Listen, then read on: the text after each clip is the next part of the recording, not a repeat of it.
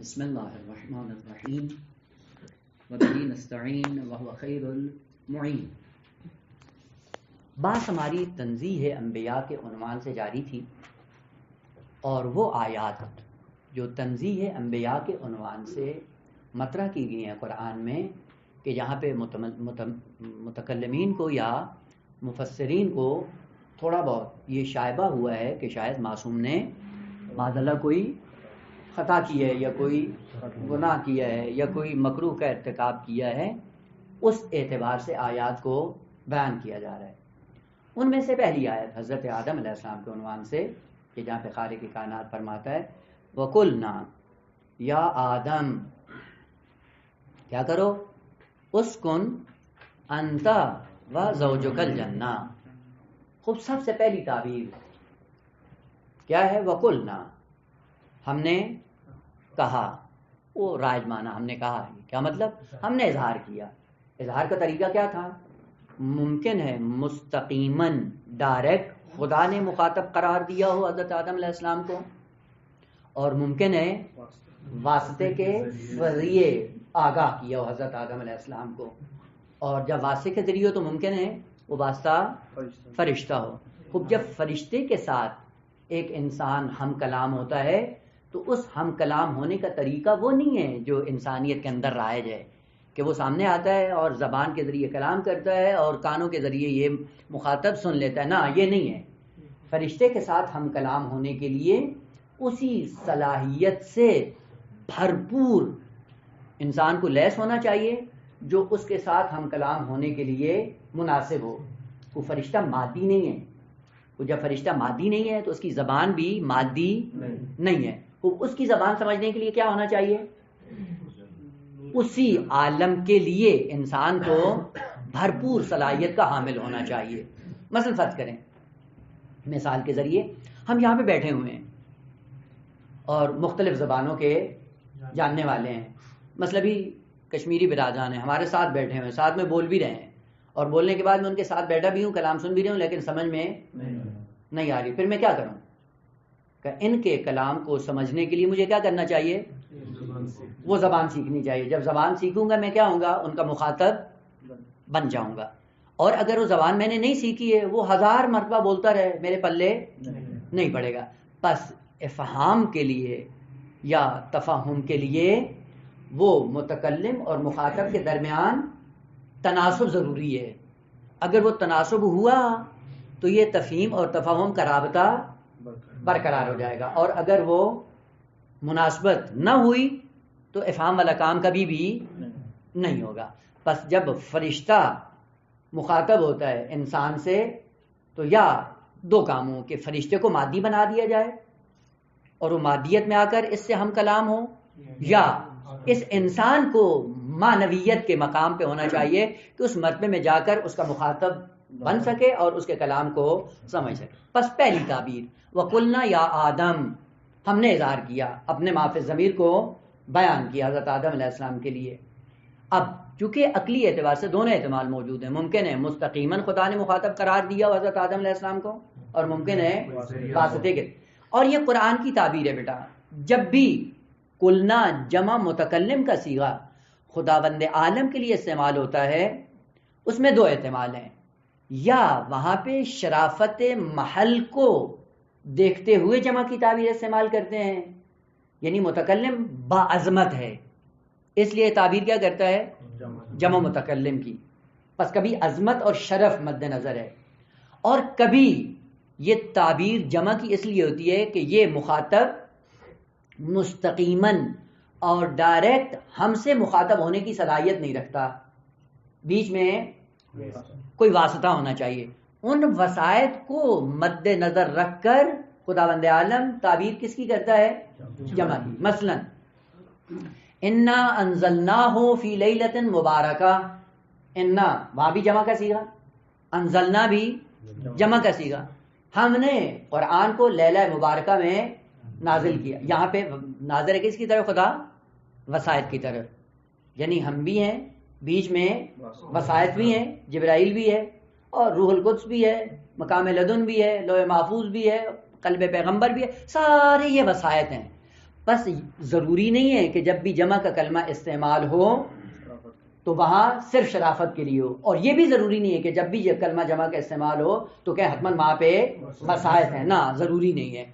بس یہ دونوں تعبیریں ہیں کہ جمع کا کلمہ ممکن ہے وسائط کے ساتھ استعمال ہو رہا ہو، اور ممکن ہے عظمت کے ساتھ اور شرافت کے ساتھ استعمال ہو رہا ہے۔ ان دو میں سے ایک کو معین کرنے کے لیے کیا چاہیے بیٹا؟ کرینہ چاہیے۔ کلام کے اندر کوئی کرینہ ہو جس کرینے سے آپ معین کر سکیں کہ یہاں پہ قلنا آیا شرافت کے لیے استعمال ہوا ہے یا واسطے کے ساتھ استعمال ہوا ہے۔ پہلا مطلب، البتہ انشاءاللہ اس میں سلسلہ بھی جاری ہے، اور چونکہ غرض بھی یہی ہے کہ انشاءاللہ جتنے بھی نکات ہیں اپنی بساط کے حد تک یہاں پہ بیان کیے جائیں، باقی انشاءاللہ آپ خود اپنے مطالعے میں رکھیں گے۔ پہلا قرینہ کہ یہاں پہ کلنا، بعض لوگوں نے یہ کہا ہے کہ یہاں پہ کلنا شرافت کے لیے نہیں ہے، یہاں پہ وسائط کے لیے، یعنی بیچ میں فرشتہ واسطہ ہے اور فرشتہ واسطہ بن کر کلام خدا کو حضرت آدم تک پہنچا رہا ہے۔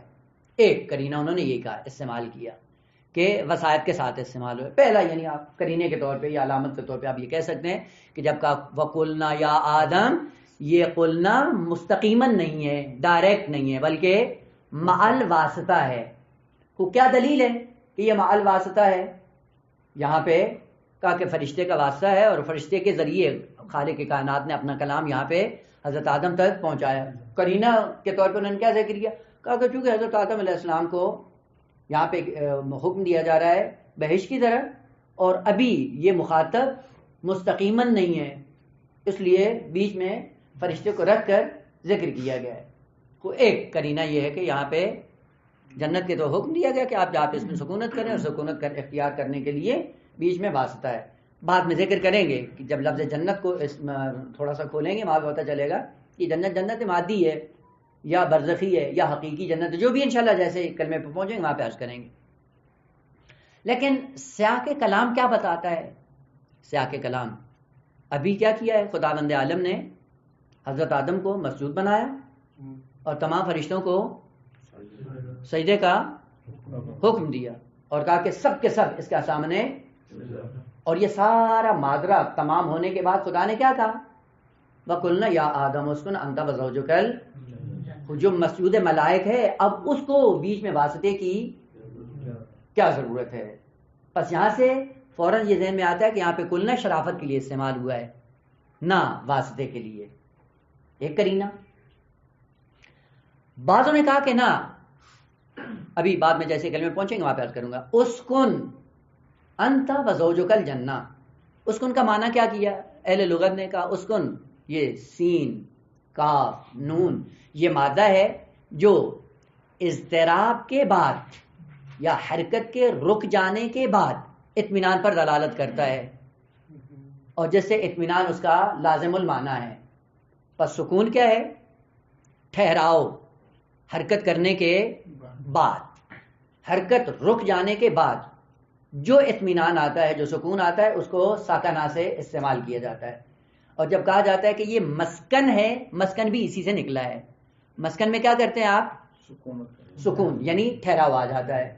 باہر آتے ہیں، حرکت کرتے ہیں، تھکے ماندے، گھر میں جب پہنچتے ہیں تو وہاں پہ بالکل آپ ریلیکس ہو جاتے ہیں، اطمینان سے بیٹھ جاتے ہیں۔ اس لیے مسکن کو مسکن کہا جاتا ہے کہ آپ کی تھکاوٹ کو دور کرنے کے لیے، آپ کے اضطراب کو ختم کرنے کے لیے ایک مقام کا اہتمام کیا جاتا ہے جہاں پہ آپ اطمینان حاصل کرتے ہیں۔ ایک بعض لوگوں نے یہ کہا ہے کہ لفظ مسکن اس کا لازمہ یہی ہے، یعنی خود معنی میں دخیل ہے۔ کون سی چیز کا؟ مسکن یہ بتاتا ہے کہ ہمیشہ موقت ہے،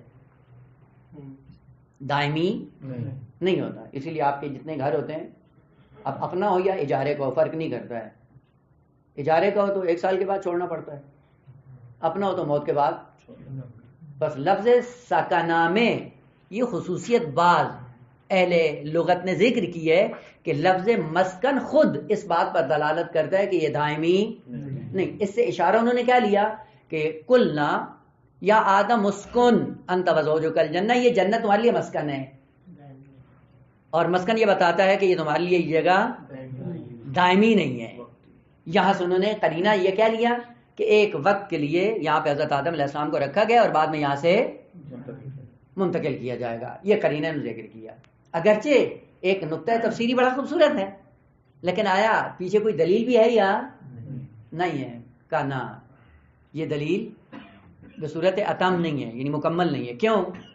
چونکہ یہی لفظ مسکن بہشت کے لیے استعمال ہوا ہے اور بہشت دائمی کے لیے، جس دائمی بہشت کے اندر آدمی جائے گا نکالا نہیں جائے۔ وَمَسَاكِنَ طَيِّبَةً تَرْضَوْنَهَا، یہ مساکن طیبہ کیا ہے؟ وہی بہشت کی خصوصیات ہیں۔ خوب، اگر لفظ مسکن کے اندر یہ رکن کے طور پہ نکتہ شامل ہے کہ موقت ہے، دائمی نہیں، پھر یہ کلمہ اس بہشت دائمی کے لیے استعمال نہیں ہونا چاہیے، جبکہ قرآن نے اس کلمے کو استعمال کیا ہے اس بہشت دائمی کے لیے۔ بس یہ کیا ہے؟ ایک نکتہ استحسانی ہے جو مفسرین نے بیان کیا ہے، جس کے پیچھے کوئی پشتوانہ نہیں ہے۔ دقت رہے، جب یہ مفسرین آ کر اس قسم کے استحسانات ذکر کرتے ہیں تو وہاں سے پھر پتہ چلتا، اور بھی ہیں انشاءاللہ بعض کی طرف اشارہ ہوگا کہ جو استحسانی نکات ہیں جن کا خود تفسیر کے ساتھ کوئی ربط نہیں۔ کیوں کہا کہ یا آدم اسکن انت وزوجک الجنہ؟ قلنا شرافت کے لیے نہیں بلکہ واسطے کے لیے۔ کہا کہ یہ بہشت جب حضرت آدم علیہ السلام کے لیے موقت اور ٹیمپریری تھا، تو ٹیمپریری ظاہراً یہیں پہ ہے کیونکہ وہ تو دائمی نہیں ہے، اسی زمین پر ایک مادی بہشت تھی، اور مادہ میں رہنے کے لیے جو حکم دیا جاتا ہے معمولاً واسطے کے ساتھ ہوتا ہے۔ پس قلنا یہ واسطے کی طرف ناظر ہے، شرافت کی طرف ناظر نہیں ہے۔ خوب، جواب کیا ہے؟ بھلے معمولاً یہ ہوتا ہے لیکن علت تامہ نہیں ہے۔ ممکن ہے اس کے باوجود کتنی ایسی آیات ہیں کہ جن کا تعلق مادیت کے ساتھ ہے اور وہاں پہ مستقیماً خالق کائنات نے اپنی تعبیر کو استعمال کیا۔ مثلا کون سے موارد ہیں اگر آیات تلاش کرنا چاہیں؟ جہاد کی آیات ہیں جہاں پہ پیغمبر اسلام کو مخاطب کیا ہے، اور وہ جہاد یہی عالم مادہ میں کرنا ہے، وہ عالم مادہ میں جہاد کا حکم دیا جا رہا ہے، اور وہاں پہ تعبیریں کس کی ہیں؟ جمع کی ہیں، اور بیچ میں کوئی واسطہ نہیں ہے۔ بس ضروری نہیں ہے کہ جہاں پہ بھی مادیت کے ساتھ تعلق ہو وہاں پہ لفظ جمع کا صیغہ واسطے کے لیے استعمال ہو، بلکہ شرافت کے لیے استعمال ہو سکے۔ آخری قرینہ جو زیادہ ان دونوں کی نسبت قریب تر ہے وہ یہ ہے، وَقُلْنَا یا آدم اسکن انت وزوجک الجنہ، وہ یہ ہے۔ ایک تعبیر ہے منادا کی اور ایک تعبیر ہے نجوہ کی۔ منادا اور نجوہ، جیسے مناجات بھی نکلا ہے۔ نجوہ اس کا معنی کیا ہوتا ہے؟ سرگوشی۔ ندا کا معنی کیا ہوتا ہے؟ پکار۔ پکار اور نجوہ دونوں میں فرق کیا ہے؟ کیوں ندا استعمال کیا جاتا ہے؟ اس لیے کہ متکلم اور مخاطب میں فاصلہ ہے، دوری ہے، اس دوری کو مد نظر رکھ کر کلمہ ندا استعمال ہوتا ہے، درست ہے؟ اور نجوہ میں کیا ہوتا ہے؟ وہ فاصلہ جب فاصلہ کم ہو جاتا ہے متکلم اور مخاطب آپس میں مل جاتے ہیں، جیسے مل جاتے ہیں پھر شور مچانے کی ضرورت نہیں ہوتی، پھر تکلم کیا ہوتا ہے؟ آہستہ سا ہوتا ہے۔ کیوں؟ چونکہ فاصلہ ختم ہو گیا ہے۔ توجہ کریں بیٹا، اسی نقطے کے مد نظر دعائے کمیل کو دیکھیں۔ اول دعائے کمیل میں کیا کہتے ہیں؟ یا، اور جب آخر میں پہنچتے ہیں تو کیا کہتے ہیں؟ ربی ربی ربی۔ حرف ندا کیا ہو گیا ہے؟ حذف ہو گیا۔ کیوں؟ پہلے مقام دعا میں تھے، اور مقام دعا کو جیسے شروع کیا فاصلہ تھا، اور قرب کی منزل کو طے کرتے کرتے جب آخر دعا میں پہنچے تو فاصلہ ختم ہو گیا، اور جہاں پہ فاصلہ کم ہوا وہاں پہ یا بھی غائب ہو گیا۔ بس یہ خصوصیت ہے منادا کی کہ جہاں پہ متکلم اور مخاطب میں فاصلہ ہوتا ہے لفظ یا کے ساتھ استعمال کیا جاتا ہے، اور جہاں پہ فاصلہ کم ہو جائے اور ختم ہو جائے وہاں پہ نجوہ اور مناجات ہوتے ہیں۔ یہ نقطہ چونکہ ایک ادبی بھی ہے، اور اس سے استفادہ کرتے ہوئے بعض لوگوں نے کہا وَقُلْنَا کیا یا آدم، یا کے ساتھ، اس کا مطلب ہے ابھی آدم اور خدا کے درمیان فاصلہ ہے، اور جب فاصلہ ہو اور کلام متکلم مخاطب تک پہنچایا جائے وہ فاصلے کے ساتھ تو ندا سازگار ہے، نجوہ سازگار نہیں ہے۔ بس یہ فاصلہ اور ندا کا ہونا یہ سازگار ہے کہ یہاں قلنا کس کے لیے؟ واسطے کے لیے استعمال ہوا ہے، بس یقیناً بیچ میں واسطہ ہے، اب وہ فرشتہ جو بھی ہو جس واسطے کے ذریعے کلام مخاطب تک پہنچایا گیا ہے۔ پس یہ ایک کرینہ جو پہلے کی نسبت کبھی تھا، اس سے پتہ چلتا ہے وقلنا میں یہ جو کہا گیا ہے لفظ جمع کا صیغہ استعمال ہوا ہے، یہ عظمت اور شرافت کی وجہ سے استعمال نہیں ہوا ہے بلکہ واسطے کے لیے ہوا ہے، اور جبکہ دونوں تعبیروں کے ساتھ سازگار ہے۔ خوب بس پہلا نقطہ کہ کلنا آیا عظمت کے لیے ہے یا واسطے کے لیے، خوب یہ تعبیریں ہیں، ان تعبیروں سے پہلا نقطہ یہ سمجھ میں آتا ہے وقلنا یا آدم، یہ یا کا کلمہ بتاتا ہے کہ ابھی متکلم اور مخاطب میں فاصلہ ہے، اور اس فاصلے کی رعایت کرتے ہوئے کیا کہا گیا ہے؟ خوب یہاں پہ اس کلمہ جمع کو استعمال کیا گیا ہے جو بتاتا ہے کہ بیچ میں کوئی وسائط ہیں۔ اب اس کا مطلب یہ نہیں ہے کہ حتماً یہاں پہ بغیر واسطے کے ہونا چاہیے چونکہ حضرت آدم خلیفہ خدا ہے، نہ ایسا نہیں ہے، اور چونکہ یہاں پہ بعد میں اشارہ ہوگا کہ جنت مادیت کی طرف ناظر ہے اور مادیت اور تجرد کا فاصلہ بہت زیادہ ہے، اس فاصلے کو مد نظر رکھتے ہوئے لفظ یا کو استعمال کیا اور بیچ میں وسائط ہیں۔ خوب یہ ایک نقطہ ہے، آپ اگلے اس جلسے تک، اگلے مباحثے تک انشاءاللہ اس پہ آپ مزید مطالعہ کریں کہ آیا یہ نقطہ قابل قبول ہے یا اس میں بھی کوئی جھول ہو سکتی ہے۔ خوب یہ آپ لوگوں کے لیے ہو۔ وَقُلْنَا يَا آدم، ہم نے آدم کو حکم دیا یا اظہار کیا جو بھی ہے، کیا؟ اے آدم اسکن انت وزوجک الجنہ۔ خوب یہ انت جو استعمال ہوا ہے آپ کو پتہ ہے، چونکہ ادیب ہیں جانتے ہیں کہ ضمیر متصل پر اس میں ظاہر کا عطف کرنا کبھی ہے اور اہل ادب کے نزدیک جائز نہیں ہے، اس لیے کیا کیا ہے؟ پہلے اس کی تاکید ضمیر منفصل سے کی اور پھر بعد میں اس میں ظاہر کو ضمیر پہ عطف کیا ہے۔ اسکن، آپ مسکن اختیار کرو، یعنی ابھی اضطراب کے عالم میں ہے اور اضطراب ہوتا ہے یقیناً۔ دیکھیں اگر ایک ایسی جگہ جہاں پہ آپ پہلے سے نہیں گئے ہیں اور آپ کو وہاں پہ بلا لیا جائے، اضطراب ہوتا ہے یا نہیں؟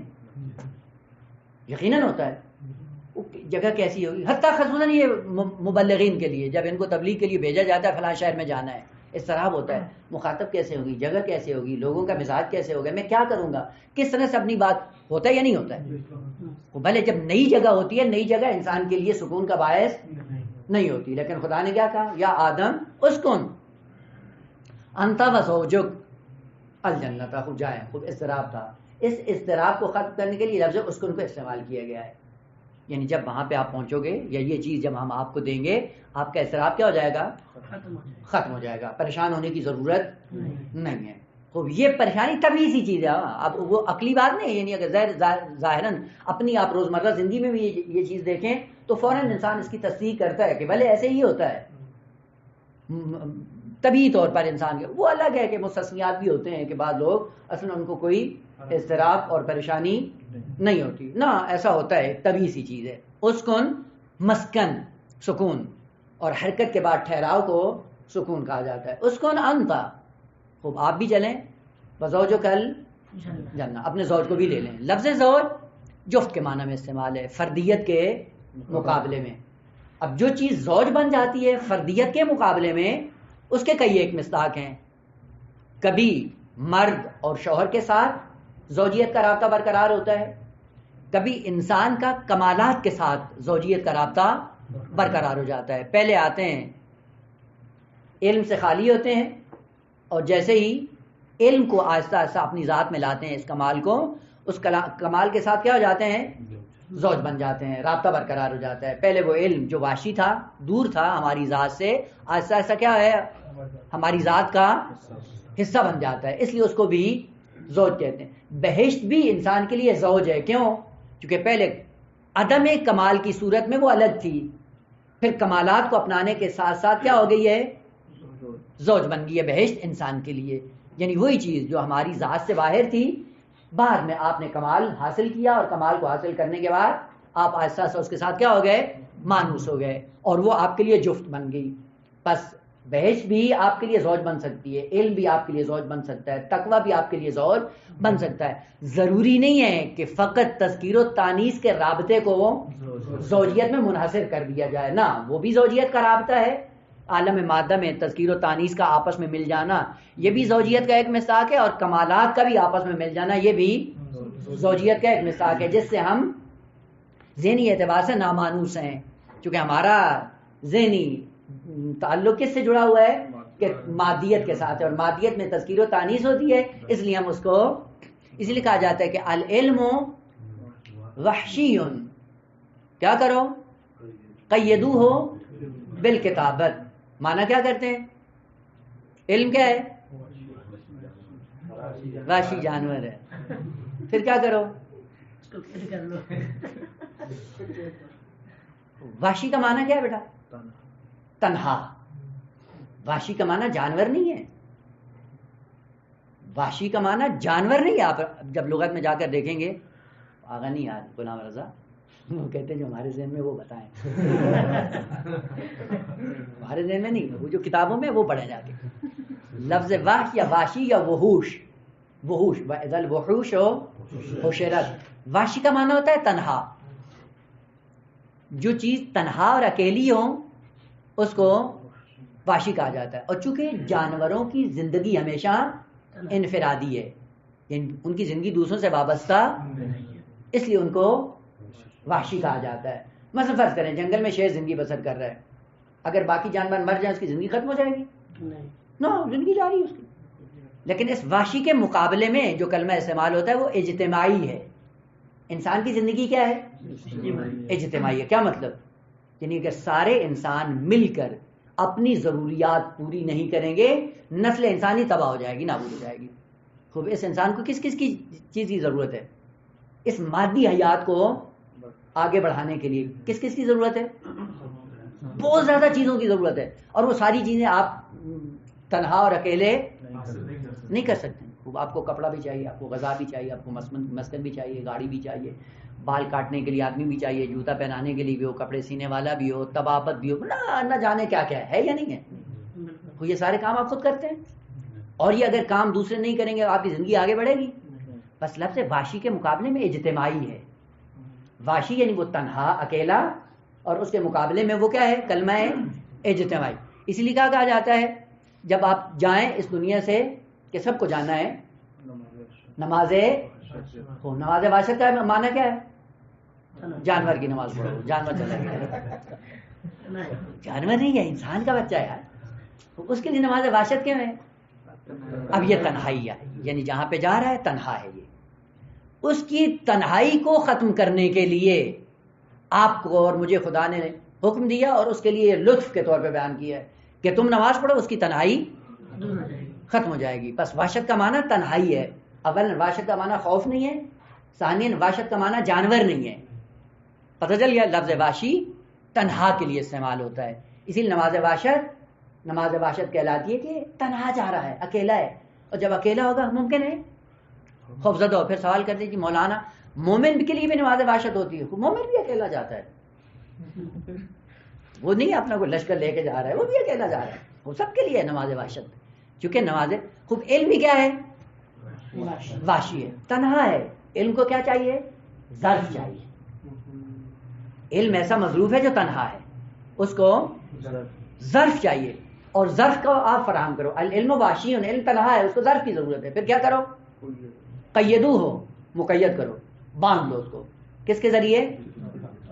بالکتابت. کتابت کا معنی کیا ہے؟ اب وہ لکھنا مسٹا کے بیٹا. کاتبہ کا معنی کیا ہے؟ لفظ کاتبہ کتاب، مکتب. کاتبہ عربی میں کہتے ہیں جمع آوری کو، کسی چیز کو جمع کرنا، اکٹھا کرنا. کتابت. اور کتاب کو کتاب اس لیے کہتے ہیں کہ سارے حروف اور کلمات کو ایک جگہ جمع کر لیتی، اس لیے کتاب کو کتاب کہتے ہیں. اور مکتب کو بھی مکتب اس لیے کہتے ہیں کہ جہاں پہ آ کر آپ جمع ہوتے ہیں، اکٹھے ہو کر ایک کمال تک پہنچتے ہیں. بس مکتب کا معنی لکھنا نہیں ہے. مکتب وہ جگہ جہاں پہ جمع ہوتے ہیں، اکٹھا ہوتے ہیں. کتاب کہتے ہیں جمع آوری کو. کیا کرو؟ کہا کہ علم تنہا ہے، یعنی اس کا رابطہ آپ کے ظرف کے ساتھ ابھی تک نہیں جڑا ہے. پھر کیا کرو؟ قیدوہ بالکتابت. علم کو جمع کرو اپنے ظرف میں.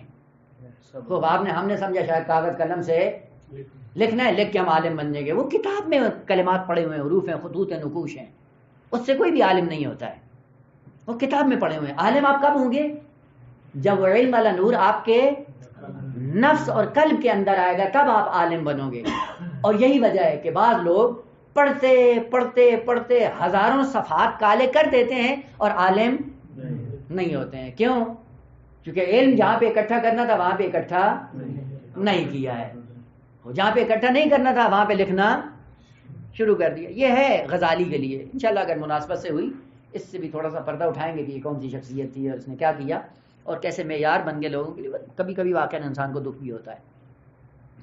غزالی ایک زمانے تک کسی حوضے میں بیٹھ کے پڑھتا رہا اور سارے صفحات کالے کرتا رہا اور پورا انبار لگا لیا علم کا, اور کسی کاروان کے ساتھ جا رہا تھا پھر اپنے وطن کے. اب تو آیت اللہ العظمیٰ ہو گئے ہیں, اب جائیں جا کے قوم کی رہنمائی کریں.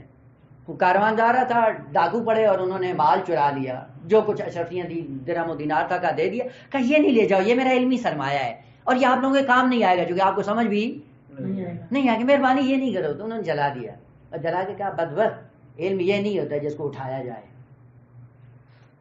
یعنی علم مادی نہیں ہوتا. اگر پڑھنا ہے تو جا کے اس علم کو اپنے ظرف میں ڈالو. اس وقت کہتا ہے کہ تب مجھے سمجھ میں آئی کہ علم وہ ہوتا ہے جو واقعا ظرف میں ہوتا ہے. یہ کتابوں میں پڑھا ہوا یہ کون سا علم ہے؟ بس قیدو ہو بیل کتابت, جمع آوری کے ذریعے اس کو قیدی بنا لو. قیدی بنانے کا مطلب کیا؟ آپ نے دیکھا ہے نا جانوروں میں, جانور پہلے کیا ہوتے ہیں؟ نامانوس ہوتے ہیں نا. پھر آپ کیا کرتے ہیں؟ شفقت کرتے ہیں, کھانا دیتے ہیں, پیار کرتے ہیں. پیار کرنے کے بعد کیا ہو جاتے ہیں؟ وہ مانوس ہو جاتے ہیں, اہلی ہو جاتے ہیں. یہی طریقہ بتایا ہے اسلام نے بھی کہ یہ علم کیا ہے؟ تنہا ہے, تمہاری ذات کے ساتھ اس کا رابطہ نہیں ہے. پھر کیا کرو؟ اس کو مانوس بناؤ, اہلی بناؤ. واشی کے مقابلے میں اہلی بناؤ, اس کو مانوس ہو جائے آپ سے. خوب مانوس ہونے کا طریقہ کیا ہے؟ جانور کو مانوس بنانے کے لیے طریقہ کیا ہوتا ہے؟ لقمہ ڈالتے ہیں اور اس کے بعد پھر وہ دو ملاتا ہے اور آپ کے قریب ہو جاتا ہے. ہوتا ہے یا نہیں ہوتا؟ اور پھر وہ جانور جب وہ مختلف جانور ہیں, جس جانور کے ساتھ بھی آپ شفقت کریں کیا ہو جاتا ہے آپ کے ساتھ؟ مانوس ہے یا نہیں ہے یہ بیٹا؟ وہی جو وحشی تھا آپ نے کیا بنا دیا ہے؟ اہلی بنا دیے. خوب علم کو بھی اہلی بناؤ. کیسے اہلی بنتا ہے؟ اس کے ساتھ رابطہ انس برقرار کرو. لیکن انسان اور علم میں جو فاصلہ ہے وحشی ہونے کی وجہ سے, اس کا ایک ہی طریقہ ہے بیٹا عالم بننے کا. وہ کیا ہے کہ علم تب اہلی بنے گا آپ کے لیے جب آپ اس کے مطابق عمل کرو گے. بس عمل ذریعہ ہے علم کو مانوس بنانے کا.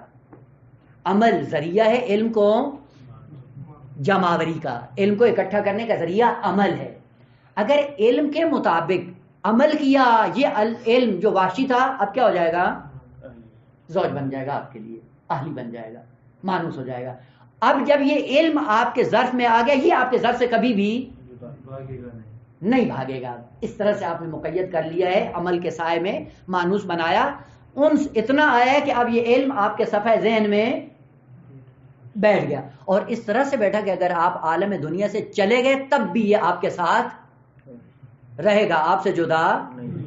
کیوں؟ چونکہ آپ نے اس علم کو کیا بنا لیا ہے؟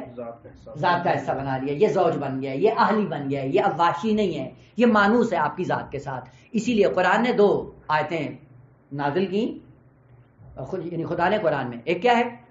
وَمِنْكُمْ مَنْ يُرَدُّ إِلَىٰ أَرْذَلِ الْعُمُرِ لِكَيْ لَا يَعْلَمَ مِنْ بَعْدِ عِلْمٍ شَيْئًا. اور ایک آیت میں من کلمہ نہیں ہے. وَمِنْكُمْ مَنْ يُرَدُّ إِلَىٰ أَرْذَلِ الْعُمُرِ لِكَيْ لَا يَعْلَمَ بَعْدَ عِلْمٍ شَيْئًا. خب منکم, یہ منکم کیا بتاتا ہے تعبیر؟ مخاطب انسان ہے. منکم تم میں سے بعض, یعنی یہ منکم کیا ہے؟ اگر آپ اس میں منطق کے اعتبار سے دیکھیں تو کون سا قضیہ ہے؟ قضیہ موجبہ ہے, جزیہ ہے نا, سارے مصادیق کو شامل نہیں ہے. اس لیے قضیہ موجبہ جزیہ ہے, اور علامت کیا ہے؟ منکم, یہ تم میں سے بعض ایسے ہیں اور بعض ایسے کیا بعض ایسے ہیں؟ منکم من یرد الی ارذل الامور, یرد جن کو پلٹایا جائے گا, الی ارذل الامور, عمر کے آخری حصے میں. خوب آخری حصے میں پڑھتے پڑھتے پڑھتے مجتہد فقیہ بن گئے, عالم بن گئے, لیکن جب عمر کے آخری مرحلے میں پہنچے تو کیا ہوا؟ جاہل ہو گئے.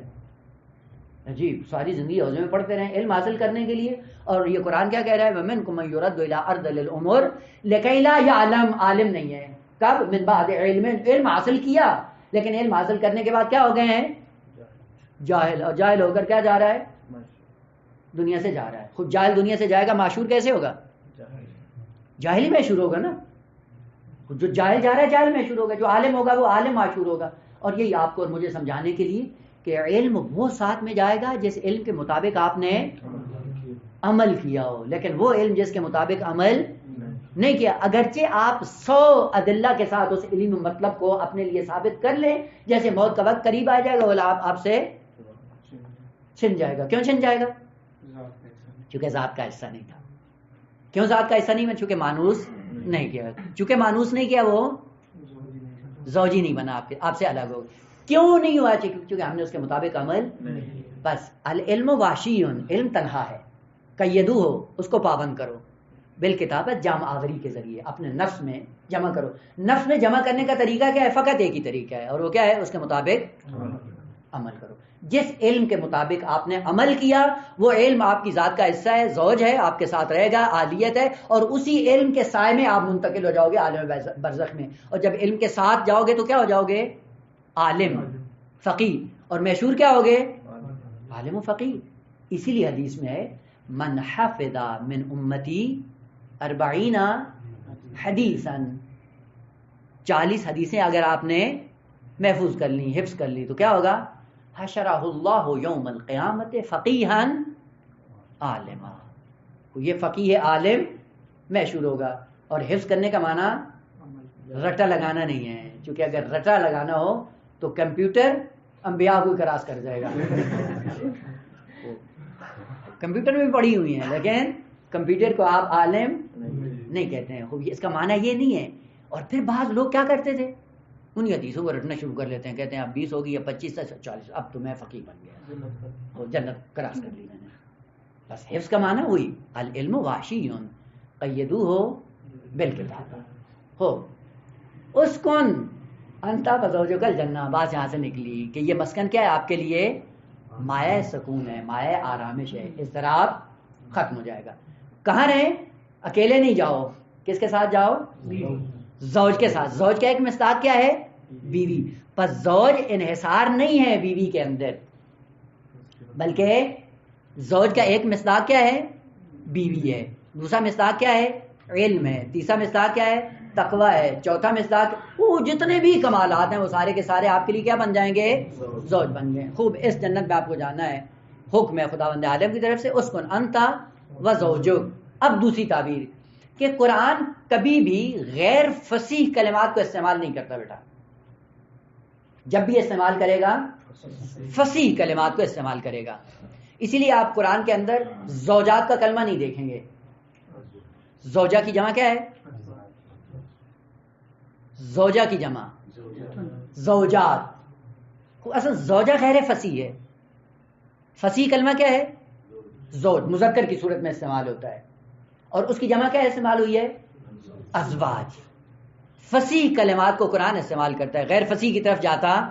اس کی بھی ایک وجہ ہے، چونکہ جس زمانے میں نازل ہوا ہے اس زمانے میں یہ عنصر اپنے عروج پہ تھا، اور اس عروج کو ختم کرنے کے لیے، فصاحت اور بلاغت کی اوج تک قرآن کو پہنچانے کے لیے کلمات فصیحہ کا انتخاب کیا گیا.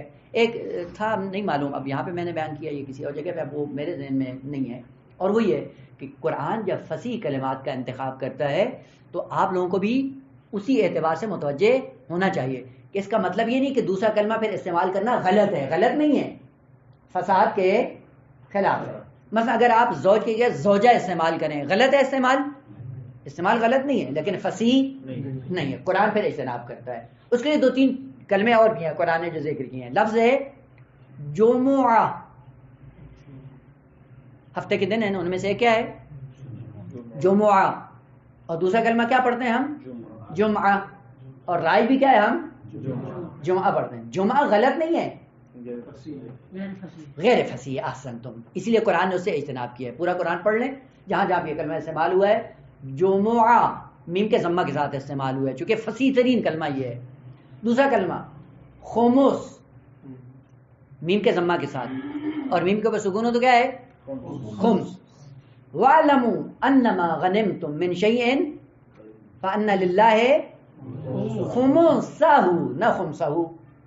خمس کیا ہے؟ غلط نہیں ہے، غیر فصیح ہے. اس لیے قرآن نے اجتناب کیا ہے. خمس فصیح ہے. کذب، کذب، کذب فصیح ترین کلمہ ہے عربی کے اندر. اب چونکہ ہمیں معلوم نہیں عربی کیا ہے اور عربی کی وساقت معلوم نہیں ہے، اس لیے قرآن نے جہاں پہ بھی استعمال کیا، کیا استعمال کیا ہے؟ کذب. وہ بعض لوگوں کو اسی سے جھانسا ہوا، کہتے ہیں کہ قرآن نے چونکہ کذب استعمال کیا، کذب کہنا غلط ہے. غلط نہیں ہے بیٹا، کذب غیر فصیح ہے، غلط نہیں ہے. خمس غیر فصیح ہے، غلط نہیں ہے. جمعہ غیر فصیح ہے، غلط نہیں. اور بعض لوگ پھر اس پہ اعتراض کرتے ہیں. اگر کسی طالب علم بیچارے نے وہ کیا ہے، اور یہ کرتے ہیں چونکہ ہم کم مایا ہیں، اور جیسے ہی جائیں کسی محفل میں کہتے ہیں جی آپ نے خمس دیا ہے، یہ طالب علم ہے حوضے میں رہا جی، قرآن خمس کہتا ہے، یہ خمس کہتا ہے. اس کو یہ بھی پتہ نہیں کہ لفظ خمس ہوتا ہے یا خمس ہوتا ہے. وہ تم بھی بیٹھ کے حوضے میں تھوڑا سا پڑھ لیتے کہ فصیح کون سا ہے یا غیر فصیح کون سا ہے. خود نہیں کریں، کبھی کبھی تنقید نہیں کریں. کیوں؟ وما اوتیتم من العلم الا قلیلا. ممکن ایک ایسی بات کرو اور سامنے والا آپ سے عالم تر ہو، اور کل کو اس کی آبرو ریزی کرنے کے لیے کہیں اپنی آبرو ریزی نہ کروا بیٹھیں. چونکہ ہوتا ہی ہے کہ ہم تو خدا کے لیے پڑھتے نہیں ہیں، ہم نے تو فخر و مباحت کے لیے پڑھنا ہوتا ہے، دوسروں کو زیر کرنے کے لیے ہوتا ہے. پھر اس قسم کی نوک جھوک کرتے رہتے ہیں. نہ، یہ کام نہیں کریں. بس قرآن کبھی فصیح کلمہ استعمال کرتا ہے، کبھی نہیں، بلکہ ہمیشہ فصیح استعمال کرتا ہے. اور غیر فصیح کی طرف قرآن جاتا نہیں. اس کا مطلب یہ نہیں ہے کہ سامنے والا کلمہ اس کے مقابلے میں غلط ہے. نہ، غلط نہیں ہے، صحیح ہے، لیکن فصیح نہیں. کمائیں کہ لفظ زوج فصیح ترین کلمہ ہے، زوجہ غیر فصیح ہے، لہذا قرآن نے زوجہ استعمال نہیں کیا، ہمیشہ زوج استعمال کیا. یہ تین کلمے، زوجہ، نساء، امرا. لفظ زوج کا معنی الگ ہے، مصداق الگ ہے. امرا کا معنی الگ ہے، مصداق الگ ہے. نساء کا معنی الگ ہے، مصداق. اب مصداق کے عنوان سے قرآن نے بعض کلمات کا انتخاب کیا ہے. لفظ زوجہ کا استعمال وہاں پہ ہوتا ہے جہاں پہ طرفین میں رابطہ مناسبت کا ہو. رابطہ مناسبت، یعنی دونوں آپس میں کیا ہے، ہم آہنگ، ہم فکر، چاہت، تناسب، مشابہت. اسی لفظ زوج استعمال کیے. لفظ امرا وہاں پہ استعمال ہوتا، معنی نہیں کر رہا ہوں، مصداق کے اعتبار سے. امرا کس کے لیے استعمال کیا ہے؟ جہاں پہ دونوں ایک دوسرے کے، اب وہ ممکن ہے عدم مناسبت مکتب کی وجہ سے ہو، ممکن ہے فکر کی وجہ سے ہو، ممکن ہے نظریے اور عقیدے کی وجہ سے ہو، اور ممکن ہے دنیاوی مسائل میں اصل کہیں پہ آپس میں سازگار نہیں ہے، غریب ہے اور ایک امیر ہے. خوب، یہاں پہ کیا کہا جائے گا؟ امرا. البتہ کمالات کی دنیا میں دیکھیں گے زوج ہیں یا زوج نہیں، لیکن دنیاوی اعتبار سے کیا ہے؟ رابطہ امرا. امرا کیا ہے؟ یعنی شوہر بیچارہ فقیر ہے اور خاتون مالدار ہے، لیکن برعکس بھی ہو سکتا ہے. بس امرا وہاں پہ شوہر اور بیوی کا آپس میں ان بیلنس، برابر نہیں ہے. وہ جب ان بیلنس ہے وہاں پہ لفظ امرا استعمال ہوتا ہے. اسی لیے جا کر دیکھیں حضرت نوح اور حضرت صالح علیہ السلام کے لیے کیا تھا؟ کہا کہ ان کی دونوں کی بیویاں کیا تھیں؟ نہ، حضرت لوط اور حضرت نوح، معذرت، حضرت نوح اور حضرت لوط کیا تھا؟ وہاں پہ لفظ امرا استعمال کیا. کیوں؟ کانتا تحت عبدین من عبادنا صالحین فلم یغنیا عنہما من اللہ. کسی چیز میں انہوں نے اپنے شوہر کے ساتھ کوئی رابطہ برقرار نہیں، کوئی فائدہ نہیں ہوا ان کو، کیونکہ رابطہ آپس میں تناسب کا نہیں تھا.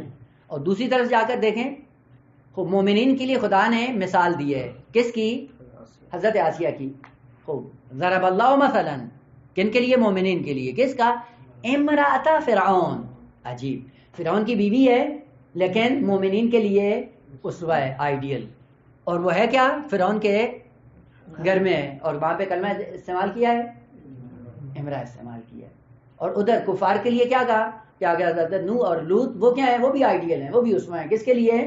کفار کے لیے. عجیب، ولی خدا کے گھر میں ہوتے کفار کے لیے آئیڈیل بنی ہوئی ہیں. بس لفظ امرا کیا ہے؟ یہاں پہ زوج اور زوجہ میں تناسب نہ. اور نساء کیا ہے؟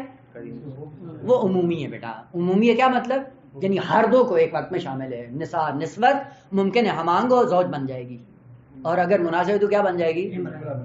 بہت خوبصورتی کے ساتھ قرآن نے استعمال کیا پیغمبر کے لیے، یعنی سب کا خیال کرتے ہوئے، آبرو کو محفوظ رکھتے ہوئے. وائلہ خدا اگر چاہتا تو بھلے ستار العیوب ہے. ازواج نبی کہا، اور ازواج میں کیا تھی؟ بعض زوج تھیں اور بعض امرا تھیں. اور خدا نے پردہ پوشی کے لیے کیا کہا؟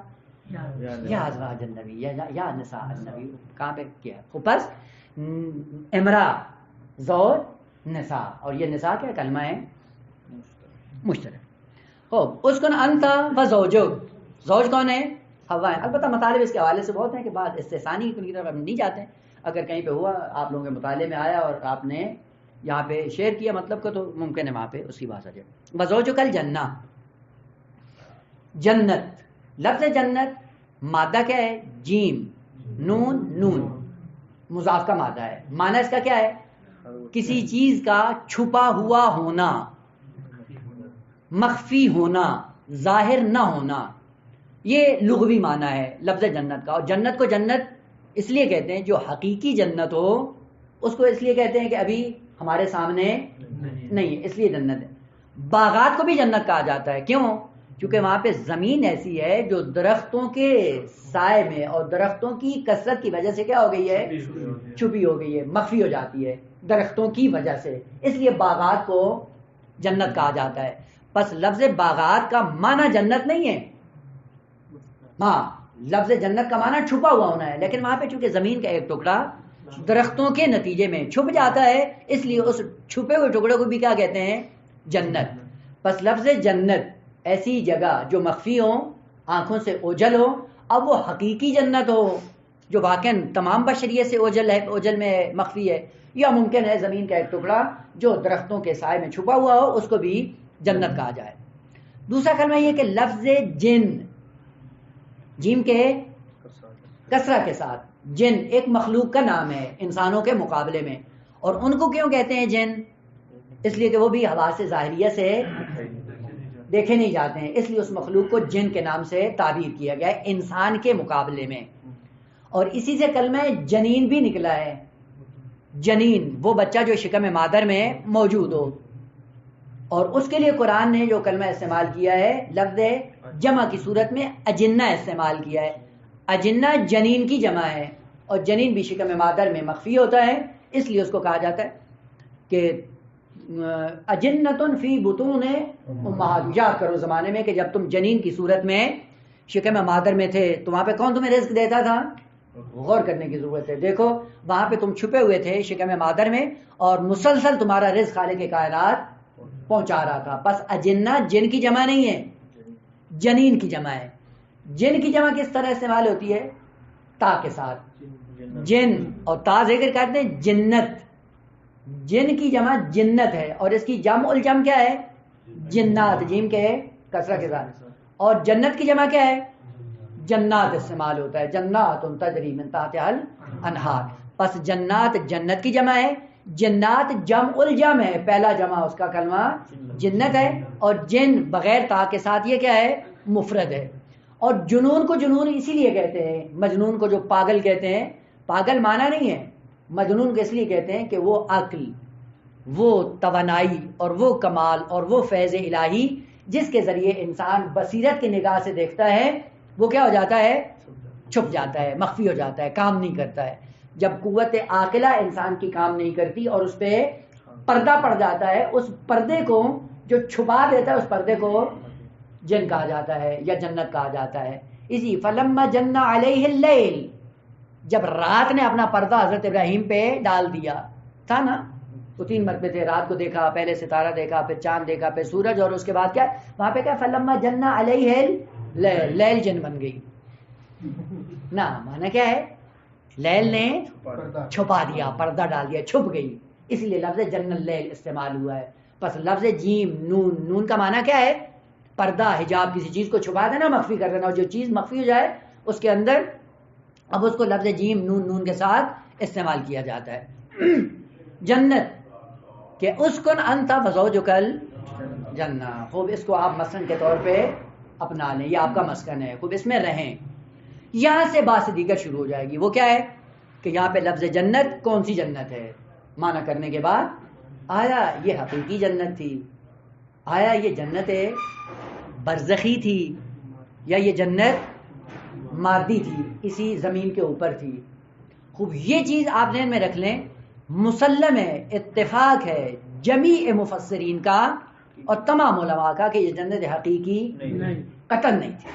خوب اس کے لیے کیا دلیل ہے کہ جنت حقیقی کی پہلی خصوصیت یہ ہے کہ جو جائے گا نکالا نہیں جائے گا، اور حضرت آدم کو وہاں سے بس یہ پہلا عنصر ہے کہ یہ جنت حقیقی نہیں. 2، اگر یہ جنت حقیقی ہو اس میں شیطان کبھی نہیں جا سکتا، ممکن ہی نہیں ہے، جبکہ اس میں شیطان یہ یہاں سے معلوم ہوا کہ حقیقی نہیں تھی. تیسرا، وہ جنت اعمال کے نتیجے میں ملتی ہے، مفت میں نہیں ملتی ہے، اور یہ مفت میں ملی ہے، اعمال کے نتیجے میں نہیں ملی. جو مفت میں ملتی ہے وہ لے بھی لی جاتی ہے، چھین بھی لی جاتی ہے. اسی لیے ایک جملہ ہے جو غلط العام ہے، مشہور ہو گیا، کیا کہ جی خدا جنت میں بھیجنے کا بہانہ تلاش کرتا ہے. نہ خیر، جنت بہانے سے نہیں ملتی ہے، جنت بہا سے ملتی ہے. فارسی میں بہا کہتے ہیں قیمت کو. جنت قیمت میں ملتی ہے، مفت میں نہیں ملتی ہے. اور یہ لوگوں نے اپنے آپ کو مطمئن کرنے کے لیے کیا کہہ دیا، یہ خدا تو بخشنے کے بہانے تلاش کرتا ہے. عجیب ہے، اس کی کوئی کمزوری ہے کہ بہانہ تلاش کرنا. بہانہ نہیں ہے، بہشت بہانے سے نہیں ملتی ہے، بہشت بہا اور قیمت سے ملتی ہے. شہید مطہری کا خوبصورت جملہ ہے، انہوں نے کہا کہ جہنت بے بہانے نہ می دہن، جنت کا بے بہا می دہن. جنت قیمت سے ملتی ہے، قیمت ادا کرو اس کی. بغیر قیمت کے بہشت نہیں ملتی ہے، بہانے سے نہیں ملتی ہے. بعض کہتے ہیں جی یہ کر دیا تو یعنی باقی ساری چشم پوشی کر دی. خدا 47 روپے کوئی مشکل نہیں ہے، لیکن اسی خدا کا قانون ہے کہ اس کے لیے میں نے قانون ذکر کیا ہے اور میں اپنے قوانین کو توڑتا نہیں ہوں.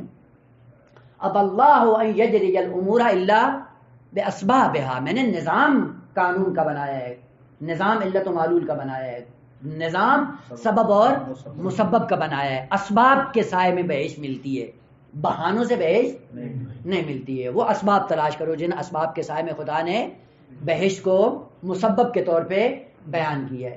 پس جنت، یہ جنت حقیقی نہیں تھی. چوتھی دلیل کہ اگر یہ ہوتی حقیقی جنت ہوتی، اور جس طرح کے بعد میں بات آئے گی، توبہ کر لینے سے کیا ہوتا ہے، انسان وہاں اسی مقام پہ واپس آ جاتا ہے نا. توبہ قبول ہونے کی علامت ہی یہی ہے کہ جب توبہ قبول ہو جاتی ہے تو وہاں پہ بھیج دیا جاتا ہے جہاں پہ پہلے ہوتا ہے. مثلا کسی نے غلطی کی، کوئی نوکری کر رہا تھا بیچارہ، اپنی پوسٹ پہ تھا، مثلا جنرل تھا، کرنل تھا، بریگیڈیئر تھا، جو بھی تھا. اب کوئی غلطی کی، منصب اس کا نوکری گئی، ختم. اب کیا ہوگا، کہا کہ نہیں اس نے توبہ کی. توبہ کرنے کا مطلب کیا ہے کہ گھر میں بیٹھے رہو. کیا ہوگا، نوکری بحال ہوگی، توبہ قبول ہوگی، نوکری واپس آ جاؤ. تو یہاں پہ کہا جاتا ہے جی حضرت آدم نے کوئی گناہ کیا، ترک اولا کیا اور بہشت سے نکال دیا گیا، اور بعد میں کہا توبہ قبول ہوگی. توبہ قبول ہوگی، خدا نے بھیجا نہیں، کیوں نہیں بھیجا واپس؟ یہ شواہد اور قرائن ہیں. اگر یہ توبہ ترک اولا کی صورت میں بھی ہوتا اور توبہ قبول ہو گئی ہوتی حضرت آدم علیہ السلام کی، کیا ہونا چاہیے تھا، واپس جاتے، واپس نہیں گئے ہیں. بس یہیں سے پتہ چلتا ہے فوراً سوالیہ نشان، عجیب واقعی ترک اولا تھا. وہ ترک اولا میں توبہ تھی، اور توبہ کرنے کے بعد قبول بھی ہو گئی، اور قبول ہونے کے بعد پھر وہاں پہ بھیجا بھی، مذاق نہیں ہے. بس یہاں سے پتہ چلتا ہے کہ حقیقت مادہ کچھ اور ہے، یہ نہیں ہے. بس یہ اتفاق ہے علماء کا کہ یہ جنت حقیقی نہیں تھی. اب یہ کیا ہے، جنت برزخی تھی، پہلے اس کو بیان کریں گے، اس کے بعد کہ یہ جنت مادی تھی. انشاءاللہ اگلے جلسے میں اس بات کی طرف بڑھیں گے کہ آیا یہ جنت برزخی تھی یا جنت مادی اور عرضی تھی، یعنی اسی زمین کے اوپر ایک ایسا نظام تھا جو خالق کائنات نے مقرر کیا، اور اس کو مقرر کرنے کا فلسفہ کیا تھا کہ انشاءاللہ بعد میں بیان کریں گے. والحمدللہ رب العالمین.